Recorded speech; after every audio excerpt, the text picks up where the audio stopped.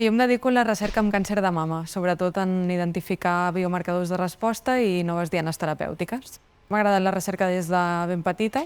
Vaig decidir estudiar biotecnologia i sobretot el que em va motivar és que en la recerca és un tipus de feina on estàs contínuament aprenent, a més s'ha de treballar en equip, que això m'agrada molt, i una gran motivació és que la teva feina pot fer un impacte en la vida de les pacients amb càncer de mama.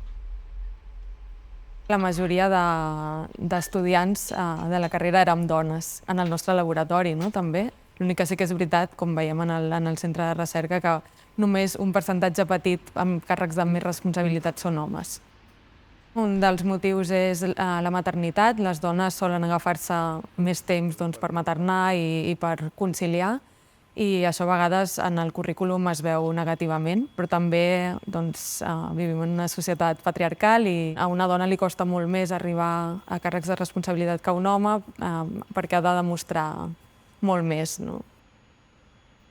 Potser en certes ocasions, pel fet de ser dona i jove, se't dona menys crèdit a vegades. Aleshores, potser sembla anecdòtic que esperin a poder-ho corroborar amb el teu cap, que és un home i tal. En lloc d'intentar tenir una discussió científica amb tu, prefereixen parlar amb algun superior teu, que és un home, el que estan fent és invalidar-te.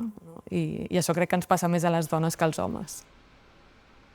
Jo crec que està canviant, però encara fa falta que hi hagi més mesures, potser lleis normatives per afavorir que les dones arribin a càrrecs de responsabilitat, perquè tinguin accés a ajudes econòmiques i, a més, penso que fa falta plans perquè es pugui conciliar millor i, a més, penso que necessitem que els homes també vegin aquestes mesures com una cosa positiva i no com una discriminació positiva cap a les dones, sinó que una manera per fer una recerca i un món una mica més igualitari.